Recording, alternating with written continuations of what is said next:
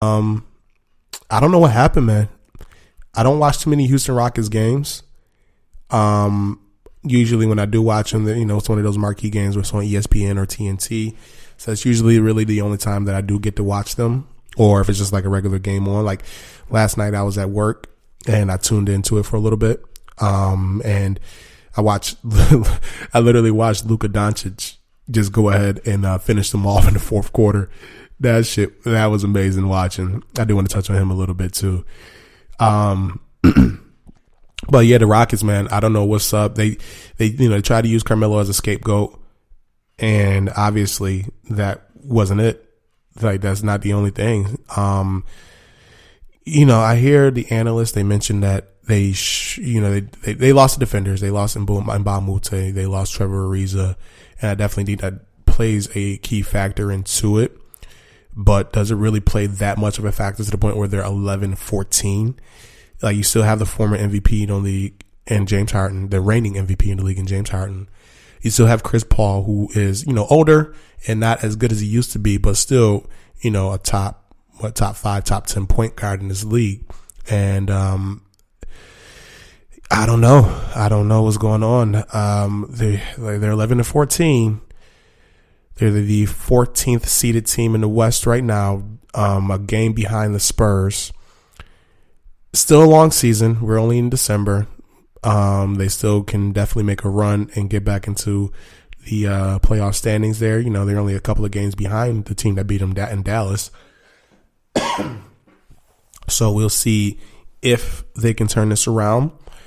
But I will say this, as I mentioned, I think last podcast, right now, about a quarter of the way through the season is kind of when you know what teams are going to be there.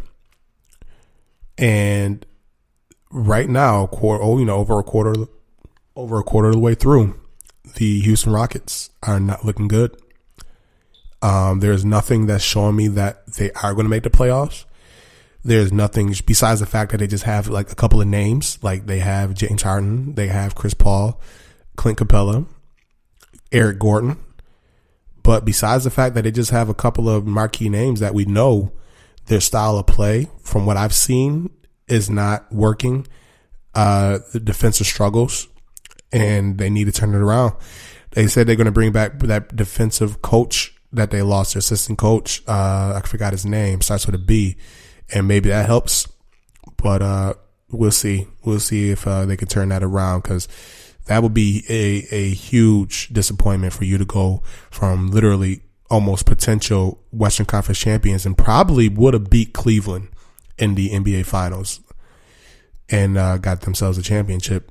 So you go from almost NBA Western Conference titles winners to 14th to second to last in the West. That's a crazy swing. That's a crazy swing. So we'll see. We'll see if they can turn it around. Like I said, I have seen nothing that will show me that they will, but we'll see. Oh yeah, and then also I wanted to mention Luka Doncic. So I was not a fan of Luka Doncic coming into this season. I feel like he was overhyped. I feel like he was just one of those European white dudes that everybody's clamoring about. Oh yeah, he's so skilled and he's been doing this and he's been dominating the Euro League and this and that, and he's going to come over into the NBA. And I was like, yeah, we'll see. I heard this story before.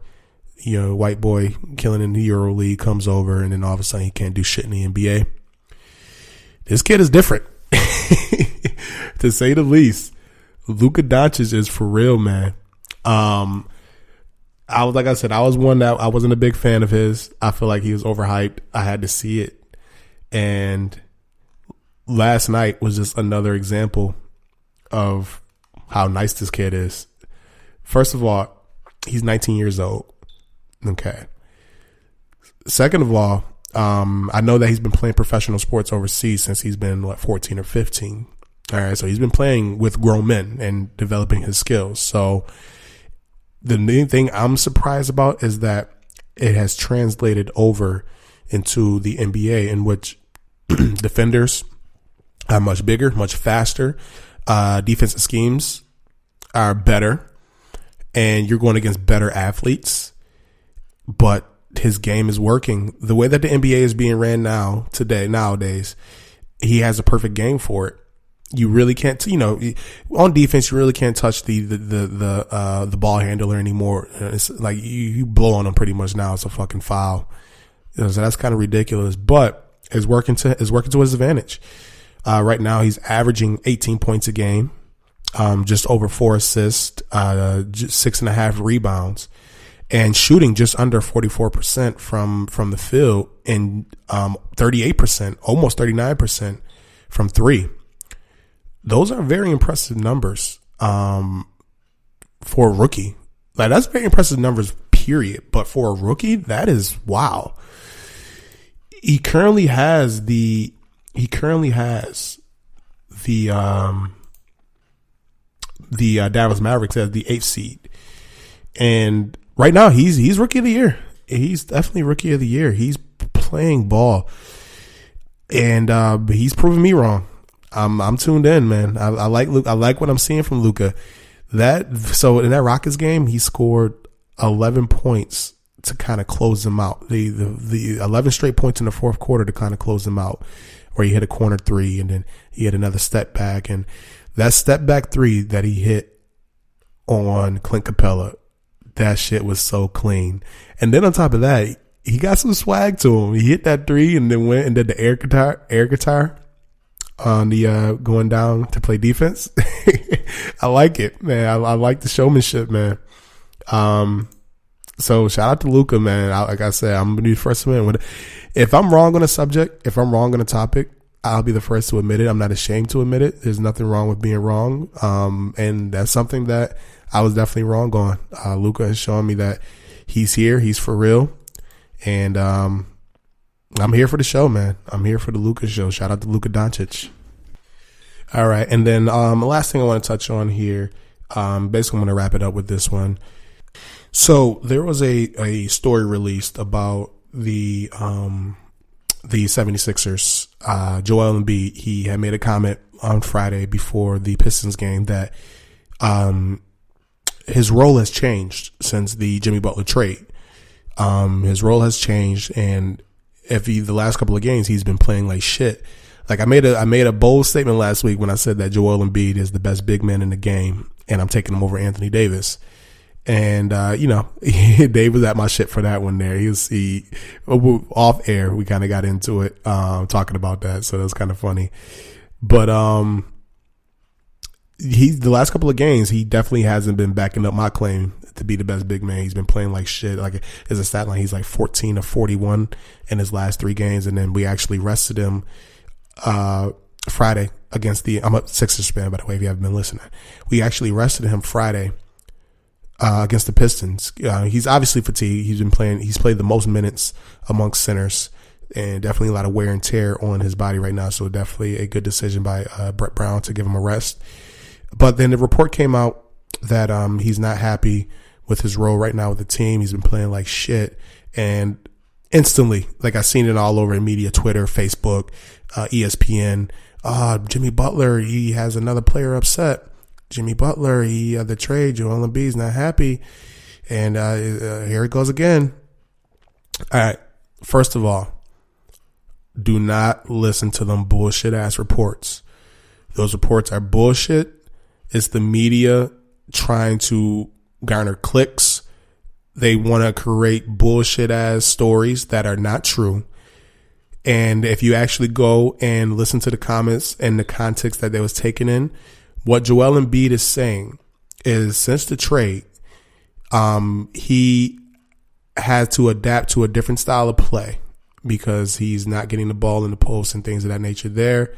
And his opportunities that he's getting, he has not capitalized on them, as we could say, 14 of 41 from the field. And he's shooting more threes, and he said that he just wants to be on the block more.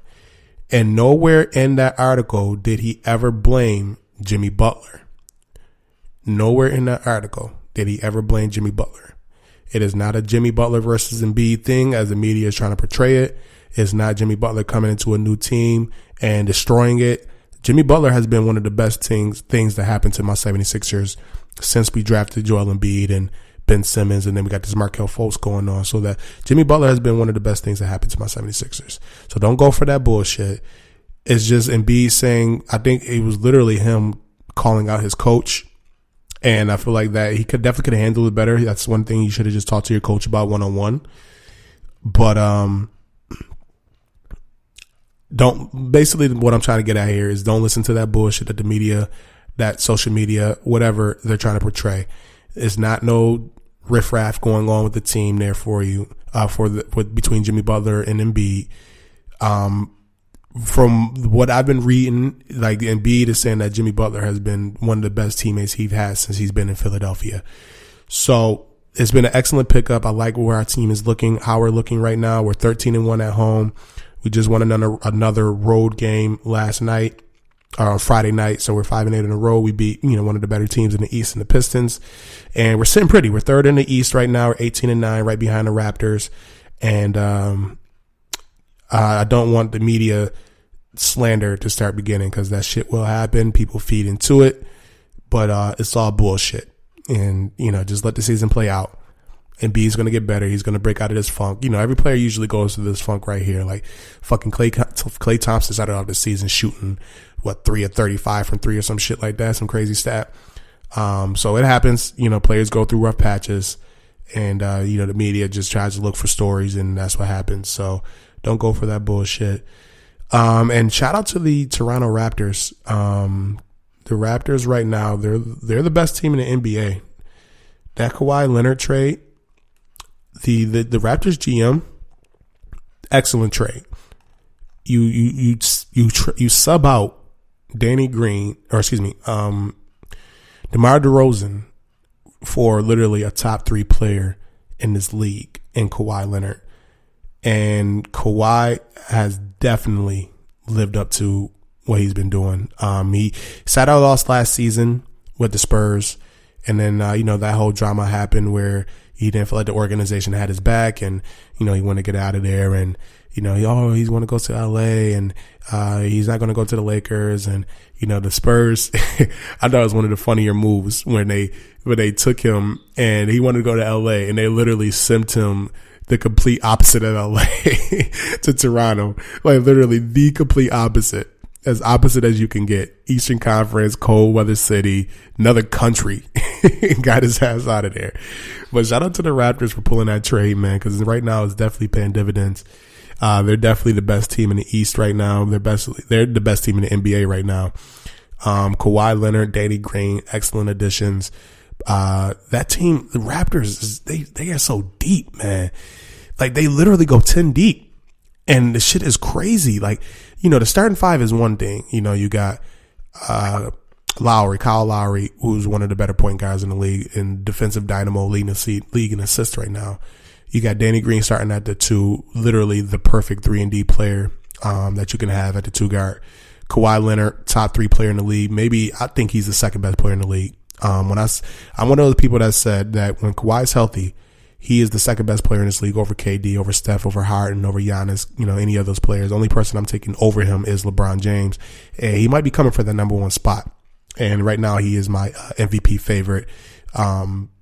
This week's my MVP favorite, I should say. Mine is changing weekly, it seemed like. Pascal Siakam, Serge Ibaka, you got Jonas Valanciunas coming off the bench, Fred VanVleet, Delon Wright. Like that team is crazy, like the depth that they have. And that's one thing where, the starters, you go blow for blow. I seen it personally on Wednesday when we played them, the Sixers played them. You go blow for blow with the starters, and then that second unit comes in and they just take off on you because their second unit is so much better than other teams' second units. Like their second unit could be a starting 5 themselves and could probably be pretty formidable. But yeah, man, shout out to the Raptors. That was an excellent move to pick up Kawhi. I didn't like them how they got rid of Dwayne Casey. I thought that was kind of Bush League. And I get it, you go up against LeBron in Cleveland and you just crumble, and you didn't feel like he's going to be the coach to take you to the promised land, but he's an excellent coach. He has the Pistons playing better ball than they've been playing over the years. And but Nick Nurse, he got them boys playing, man. The offense that they scheme up, like they seemed like every shot that they was taking from 3 was open. And then the tough shots that they had to get was, is Kawhi, like this bread and butter for Kawhi. And he's, the best, maybe the best defensive player in the league.